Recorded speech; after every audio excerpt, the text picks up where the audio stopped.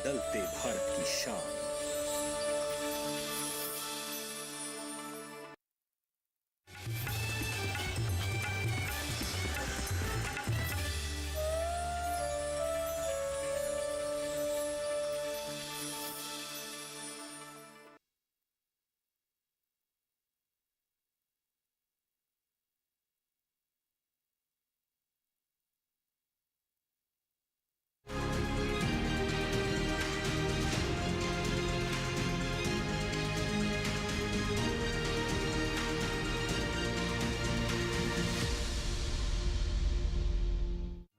पीढ़ी दर पीढ़ी हमारे किसान अलग अलग स्पीसीज की अलग अलग वैरायटी इनको सहेज कर रखते गए और उसको विकास करते रहे। किसान की विरासत, धरती के वनस्पति संसाधन, एक अधिकार जिसका दुनिया भर के देश करते हैं सम्मान।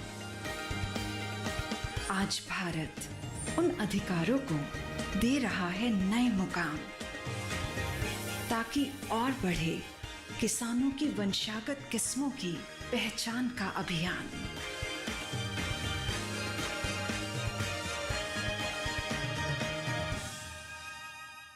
नमस्कार, स्वागत है आपका कृषि दर्शन में। आपके साथ मैं हूं अंजू सिंह। कृषि दर्शन आप किसान भाई बहनों के लिए एक ऐसा कार्यक्रम है जिसके माध्यम से हम आप तक पहुंचाते हैं कृषि जगत से संबंधित तमाम नई नई जानकारियां। हमारा आज का किसान पारंपरिक खेती के साथ साथ कुछ नया करना चाहता है, कुछ ऐसे विकल्प अपनाना चाहता है जिससे उसकी आय में वृद्धि हो सके। और हमारा मकसद भी होता है कि ऐसी जानकारियों के बारे में हम आपको अवगत कराएं जिन्हें आप इस्तेमाल कर अपनी आय में वृद्धि कर सकें। हमेशा की तरह कार्यक्रम में सबसे पहले बात करेंगे विज्ञान और किसान की, उसके बाद नजर डालेंगे कृषि स्टार्टअप पर और अंत में देखेंगे फार्मिंग इंडिया। तो चलिए शुरुआत करते हैं आज के कृषि दर्शन की। सबसे पहले नजर विज्ञान और किसान पर।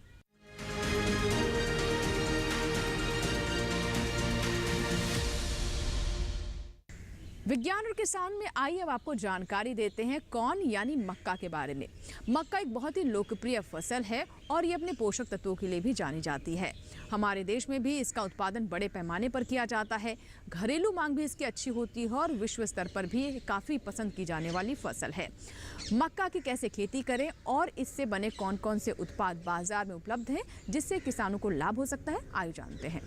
मोटे अनाज के रूप में कभी गरीबों द्वारा इस्तेमाल की जाने वाली मक्का आज उद्योग जगत में भी अपना स्थान बना चुकी है।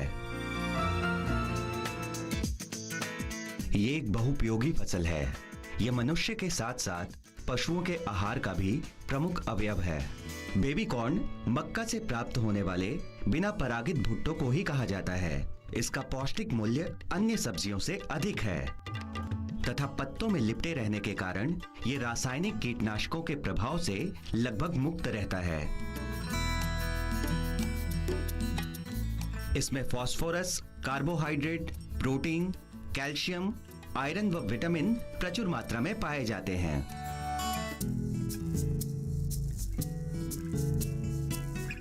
बेबी कॉर्न की कृषि आज भारत में प्रचलित होती जा रही है।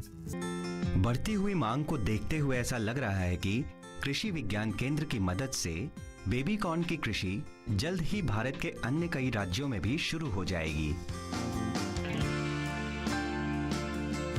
बेबी कॉर्न की कृषि आप साल भर कर सकते हैं।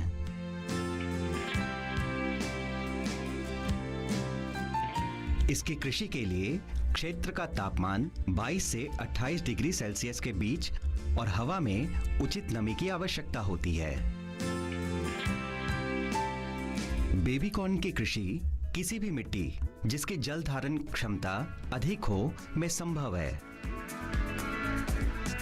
पर यदि मिट्टी दोमट या बलुई दोमट हो तो इसकी कृषि और भी आसान हो जाएगी।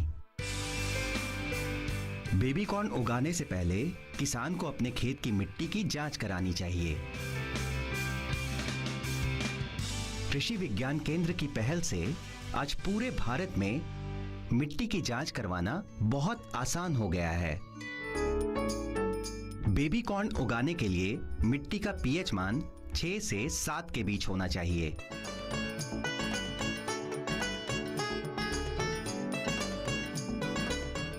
मिट्टी की अम्लता के साथ साथ कुछ जरूरी खनिज जैसे नाइट्रोजन, फास्फोरस और पोटैश का भी ध्यान रखना चाहिए। नियमित मात्रा में जैविक खाद मिलाकर मिट्टी की अम्लता और मौजूद पोषक तत्वों की आपूर्ति कर सकते हैं। कृषि विज्ञान केंद्र की सलाह अनुसार उचित कदम उठाकर आप अपने खेत को बेबी कॉर्न की सफल कृषि के लिए तैयार कर सकते हैं। बेबी कॉर्न जैसी विशिष्ट कृषि से उचित मुनाफा प्राप्त करने के लिए किसान प्रायः इसे सही समय पर बाजार तथा मंडी तक पहुंचा देने का प्रयास करते हैं। इसीलिए किसान कृषि विशेषज्ञों द्वारा प्रमाणित बीजों का ही चयन करते हैं, जिससे निर्धारित समय पर स्वस्थ फसल की प्राप्ति होना संभव हो पाता है।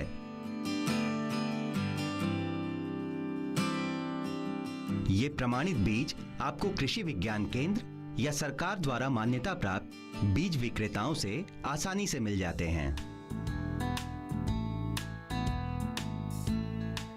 किसान आज खेत की जुताई कर रहे हैं। खेत में कब और कितनी बार जुताई करनी है, ये मिट्टी की गुणवत्ता पर निर्भर करता है।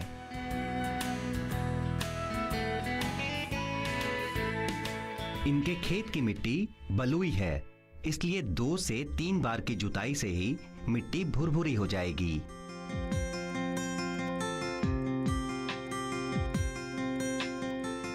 खेत तैयार होने के बाद किसान जैविक खाद डालते हैं। मेड़ बनाने से पहले किसान 30 किलोग्राम नाइट्रोजन, 24 किलोग्राम फास्फोरस और लगभग 8 किलोग्राम पोटैश प्रति एकड़ मिट्टी में मिला देते हैं। जैविक खाद मिलाने से मिट्टी की संचयन क्षमता बढ़ जाती है और साथ ही सूक्ष्म तत्वों की मात्रा भी बरकरार रहती है। इसके बाद किसान खेत में मेड़ बनाने की प्रक्रिया शुरू करते हैं। किसान 8 से 10 इंच या लगभग 1 बीता ऊंची मेड़ बनाकर बेबी कॉर्न की कृषि आरंभ करते हैं। इस बात का भी ध्यान रखा जाता है कि मेड़ से मेड़ की दूरी लगभग 45 सेंटीमीटर या 1.5 फुट हो।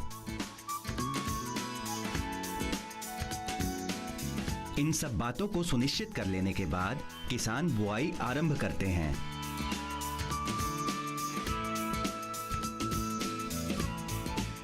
बुआई के वक्त इस बात का ध्यान रखा जाता है कि बीज से बीज की दूरी लगभग 1 बीता हो और जिन क्षेत्रों में सिंचाई के लिए पानी उपयुक्त मात्रा में उपलब्ध ना हो, वहां टपक या फव्वारा सिंचाई पद्धति से सिंचाई की जा सकती है। ये किसान अपने खेत को छोटे छोटे टुकड़ों में विभाजित करके मक्के और गन्ने की कृषि एक साथ करते हैं। हर 15 से 20 दिन में किसान मेड़ पर निराई गुड़ाई करते हैं। निराई गुड़ाई करने से मिट्टी ढीली हो जाती है, जिससे बेबी कॉर्न का विकास अच्छी तरह से हो पाता है। आज रोपण किए 60 दिन हो चुके हैं। बेबी कॉर्न के पौधों के ऊपर पूंछ के आकार की मंजरी दिखने लगी है, जो खिलकर फूल का रूप ले लेंगी।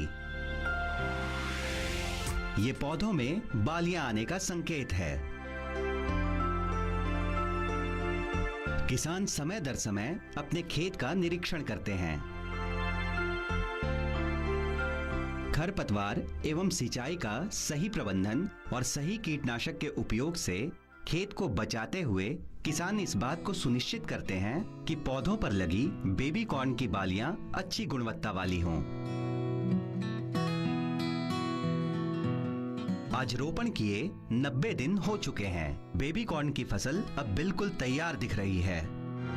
हर एक पौधे पर लगी बालियों को ध्यानपूर्वक तोड़कर इन टोकरियों में भरा जा रहा है। बेबी कॉर्न की उपज इसके किस्मों की क्षमता एवं मौसम पर निर्भर करती है।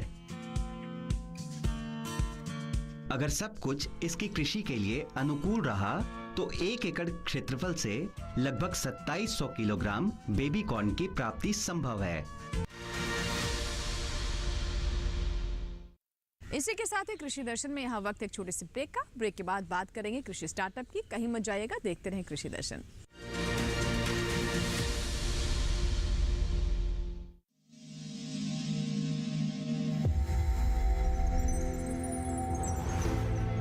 आत्मनिर्भर किसान भारत की शान।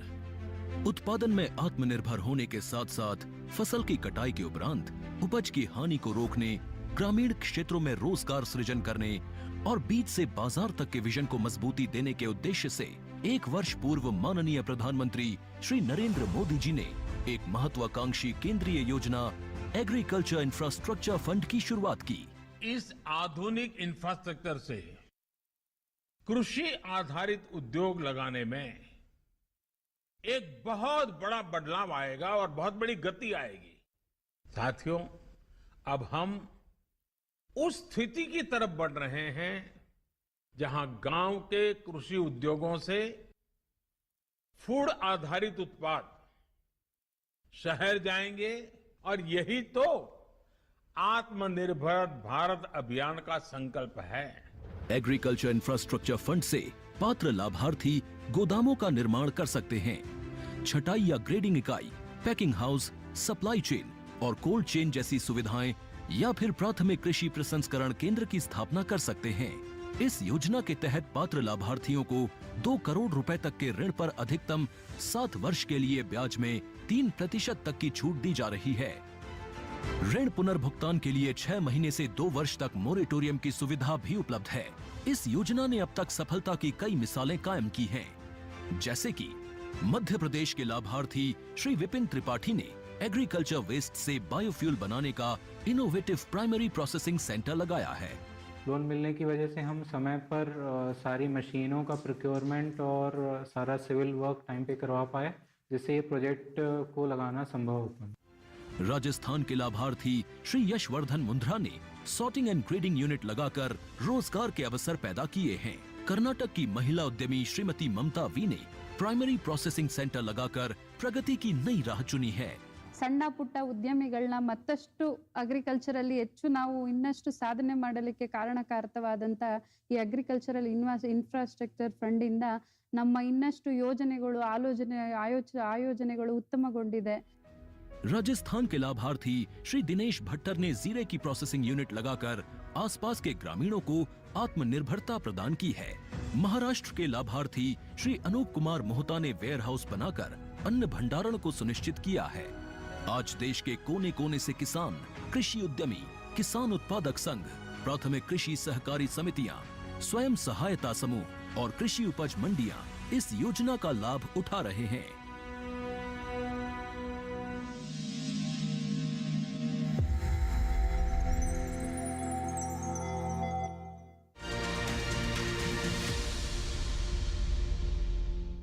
ब्रेक के बाद एक बार फिर आपका स्वागत है। आप देख रहे हैं कृषि दर्शन।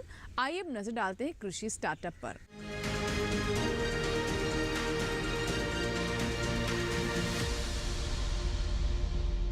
कृषि स्टार्टअप यानी एक ऐसा हमारे कार्यक्रम का सेगमेंट जिसमें हम आपकी मुलाकात करवाते हैं कामयाब किसानों से। ये वो किसान हैं जिन्होंने कुछ नया करने की ठानी और चुनौतियों के सामने झुकना नहीं सीखा। अपने प्रयत्न से और सरकार की योजनाओं का लाभ लेते हुए वो अपने पथ पर आगे बढ़ते गए और आज बन गए हैं सफल किसान। तो चलिए देखते हैं आज के सफल किसान की कहानी।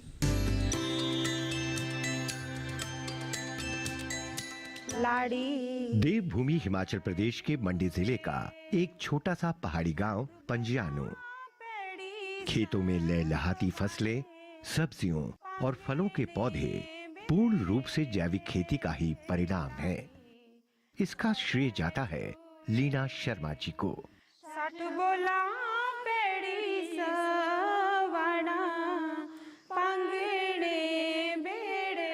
ये गांव प्राकृतिक खेती का एक अनुसरणीय उदाहरण बन चुका है। मैं 2018 से प्राकृतिक खेती कर रही हूँ और इस खेती का प्रशिक्षण मुझे पद्म श्री सुभाष पालेकर जी से मिला और उन्हीं से प्रेरणा लेकर मुझे लगा कि ये प्राकृतिक खेती हमारे पर्यावरण और हमारे स्वास्थ्य और हमारी जमीन के लिए बहुत लाभदायक है, इसीलिए मैंने इसको करना शुरू कर दिया। प्राकृतिक खेती के लिए जैविक खाद भी लीना जी स्वयं ही तैयार करती हैं। इसके लिए गाय का गोबर, गौमूत्र, लस्सी, पेड़ों के पत्ते और अन्य प्राकृतिक रूप से उपलब्ध वस्तुएं उपयोग में लाई जाती हैं। लीना जी ने अपने गांव में अन्य महिला किसानों को भी अपने साथ जोड़ा और उन्हें प्राकृतिक खेती के लिए प्रेरित किया। इसके साथ आपने जो है ये लगानी थी, दालों की फसलें लगानी थी, जैसे कि टमाटर लगे। अगर इसमें ऐसा रोग लग जाता है, इस तरह का अगर रोग लग जाता है, तो इसके लिए आपने खट्टी लस्सी का प्रयोग करना है। और इसके यहाँ किनारियों में आपने दालें बीजनी है, क्योंकि दालों से जो है इसमें नाइट्रोजन का फिक्सेशन हो जाता है। और हर 21 दिन के बाद जो है आपने इसमें जीवामृत की स्प्रे करनी है आप लोगों ने इसमें। एक देखा कर यही नहीं, लीना जी ग्रामीण किसान महिलाओं को जैविक खेती की पूरी विधि का प्रशिक्षण भी दे रही हैं, ताकि वो भी इसमें पारंगत हो जाए। प्राकृतिक खेती करने से मुझे भारत की 10 किसान महिलाओं में स्थान मिला है, और उसके बाद मैंने अपने गांव की सभी महिलाओं को प्राकृतिक खेती की ओर बढ़ने के लिए प्रेरित किया, क्योंकि यह एक बहुत ही पुनीत कार्य है। इस सराहनीय कार्य के लिए लीना जी को राष्ट्रीय सतह पर पहचान प्राप्त हुई है। उन्होंने अनेक राष्ट्रीय और अंतर्राष्ट्रीय सतह के कार्यक्रमों में भाग भी लिया है। लीना जी को अनेक प्रकार के सम्मान और इनाम प्राप्त हो चुके हैं। प्राकृतिक खेती के लिए मुझे बहुत से सम्मानों से नवाजा गया, जैसे कि कृषि विज्ञान केंद्र सुंदरनगर द्वारा मुझे कृषि दूत का सम्मान मिला, और 15 अगस्त को SDM द्वारा मुझे सम्मानित किया गया। और बहुत सी संस्थाएं जैसे फोकस हिमाचल के द्वारा मुझे महिला दिवस पर सम्मानित किया गया, अंतर्राष्ट्रीय महिला दिवस पर। और जो हमारा आदर्श हिमाचल है उसमें भी हमें सम्मानित किया गया, और इस तरह के सम्मान मिलने से मुझे नई ऊर्जा मिली। लीना जी न केवल एक सफल किसान है, अपितु सफल गृहिणी भी है।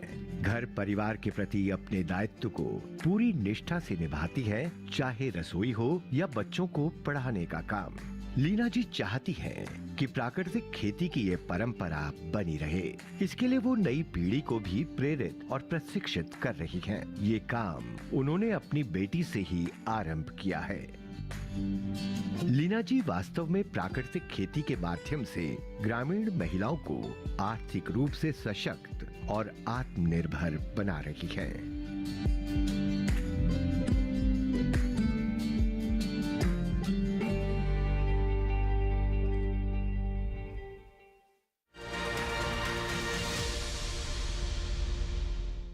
तो ये था हमारा आज का कृषि स्टार्टअप। इसी के साथ ही वक्त है छोटे से ब्रेक का। ब्रेक के बाद बात करेंगे फार्मिंग इंडिया की।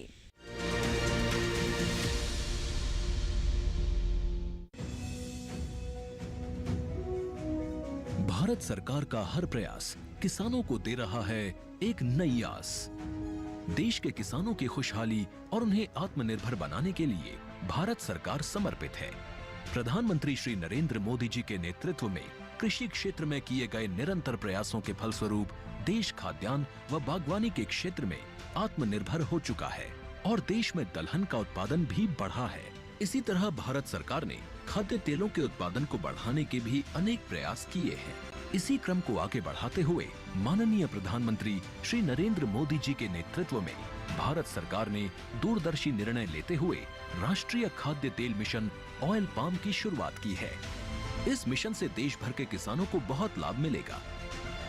कृषि के पूंजी निवेश में वृद्धि होगी, खाद्य तेल आयात पर देश की निर्भरता कम होगी और रोजगार के नए अवसर पैदा होंगे। खाने के तेल में आत्मनिर्भरता के लिए अब राष्ट्रीय खाद्य तेल मिशन ऑयल पाम का संकल्प लिया गया है। इससे किसानों को तो सीधा लाभ होगा ही, गरीब और मध्यम वर्ग के परिवारों को सस्ता और अच्छी क्वालिटी का तेल भी मिलेगा। यही नहीं, ये मिशन बड़े स्तर पर रोजगार का निर्माण करेगा। इस मिशन के अंतर्गत ऑयल पाम का रकबा और पैदावार बढ़ाने पर जोर देने के लिए सरकार ने 11,000 करोड़ रुपए से अधिक की सहायता राशि निर्धारित की है। मिशन के तहत सरकार ने ऑयल पाम की खेती के लिए रोपण आदि की सहायता में बढ़ोतरी करते हुए पहले मिलने वाले 12,000 रुपए प्रति हेक्टेयर को बढ़ाकर 29,000 रुपए प्रति हेक्टेयर तक कर दिया है। ऑयल पाम के पुराने बागों के पुनरुद्धार के लिए 250 रुपए प्रति पौधा के हिसाब से विशेष सहायता दी जा रही है। पौधारोपण सामग्री की कमी दूर करने और बीजों की पैदावार करने वाले बागों को भी सहायता दी जाएगी। इसके तहत 15 हेक्टेयर ऑयल पाम उद्यान के लिए 80 लाख रुपए तक की सहायता राशि दी जाएगी। इसके अलावा नर्सरी विकास के लिए 40 लाख रुपए तक तय किए गए हैं। पूर्वोत्तर और अंडमान राज्यों के लिए विशेष सहायता का भी प्रावधान है। ऑयल पाम के किसान ताजे फलों के गुच्छे यानी FFB का उत्पादन करते हैं, जिनकी वर्तमान में कीमतें अंतर्राष्ट्रीय मूल्यों में उतार चढ़ाव के आधार पर तय होती हैं। पहली बार केंद्र सरकार ताजे फलों के गुच्छे की कीमत के लिए किसानों को आश्वासन दे रही है। ये व्यवहार्यता मूल्य यानी VP कहलाएगा, यानी किसानों को कोई घाटा नहीं होने दिया जाएगा। व्यवहार्यता मूल्य VP तय करने की शुरुआत 1 नवंबर से होगी और अगले वर्ष 31 अक्टूबर तक जारी रहेगी। इसे ऑयल पाम वर्ष कहा जाएगा। इस योजना के तहत वर्ष 2025-26 तक ऑयल पाम का रकबा 6.5 लाख हेक्टेयर सृजित करने और कच्चे ऑयल पाम की पैदावार वर्ष 2025-26 तक 11.20 लाख टन पहुंचाने का लक्ष्य निर्धारित किया गया है। सरकार के इस महत्वपूर्ण निर्णय से देश में ऑयल पाम की खेती करने वाले किसानों में विश्वास पैदा होगा और वे खेती का रकबा बढ़ाएंगे। इस तरह पाम ऑयल का उत्पादन भी बढ़ेगा, जिससे किसानों की आय बढ़ेगी और ग्रामीण अर्थव्यवस्था भी सुदृढ़ होगी।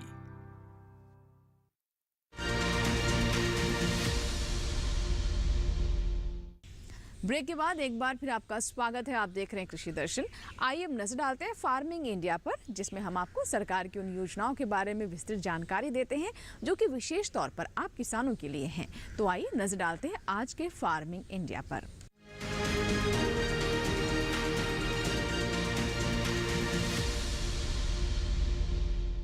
आज के फार्मिंग इंडिया में हम आपको जानकारी देंगे प्रधानमंत्री कुसुम योजना के बारे में, जिसके माध्यम से किसानों के खेतों में सोलर पंप लगवाए जा रहे हैं। इससे उनकी ऊर्जा की जरूरत की पूर्ति हो रही है और साथ ही कृषि में लागत भी घट रही है। इससे किसानों को काफी लाभ भी प्राप्त हो रहा है। आइए जानते हैं इस योजना के बारे में विस्तार से।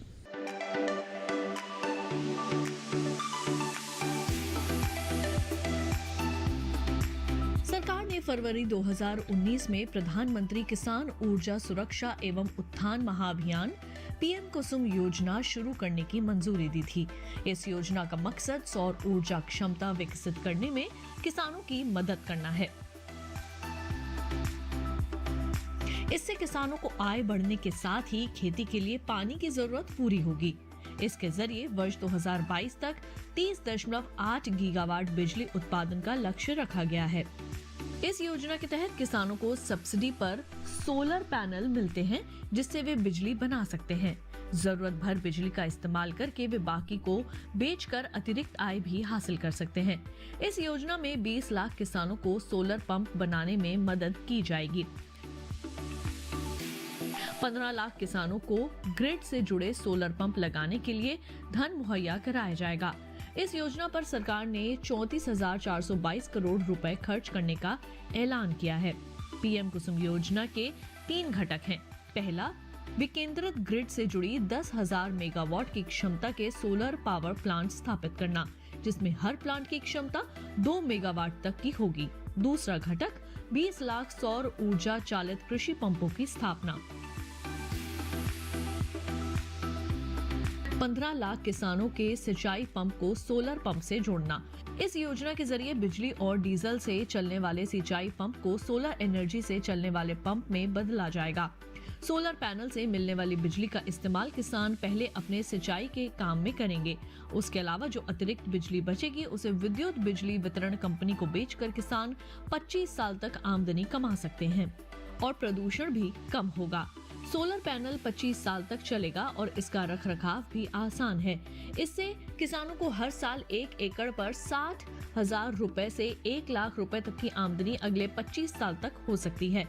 किसानों को अपने में सोलर पैनल स्थापित करने के लिए केवल 10% रकम का भुगतान करना होता है।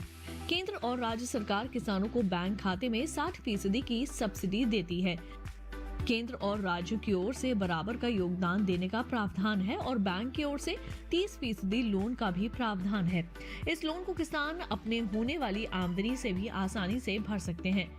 किसानों को इस योजना का लाभ उठाने के लिए सरकारी वेबसाइट https:/mnre.gov.in पर जाकर रजिस्ट्रेशन कराना होगा।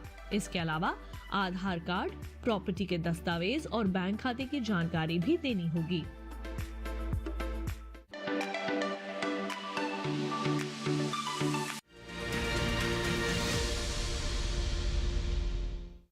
तो ये था हमारा आज का फार्मिंग इंडिया, जिसमें हमने आपको जानकारी दी प्रधानमंत्री कुसुम योजना के बारे में। आशा करते हैं कि आज का कृषि दर्शन आपको जरूर पसंद आया होगा। अगर आपके कोई सुझाव है, कोई सवाल है, तो आप हमें ईमेल कर सकते हैं, पत्र भी लिख सकते हैं। हमारा ईमेल आईडी है krishidarshan@ddk.com। पत्र लिखने के लिए हमारा पता नोट कर लें। हमारा पता है कृषि दर्शन, कमरा नंबर 58, CPC, दूरदर्शन, खेलगांव, नई दिल्ली 110049। आपके ईमेल्स और आपके पत्रों का हमें इंतजार रहता है। आपके सुझाव हमें कार्यक्रम को और बेहतर करने में मदद करते हैं। इसी के साथ ही चलते चलते ये भी जानकारी आपको दे दें कि आप कृषि दर्शन हमारे YouTube चैनल पर भी देख सकते हैं। इसके लिए इस QR कोड को स्कैन करें। होगी कृषि दर्शन के अगले अंक में आपसे फिर मुलाकात। तब तक आप बने रहे दूरदर्शन किसान के साथ। नमस्कार।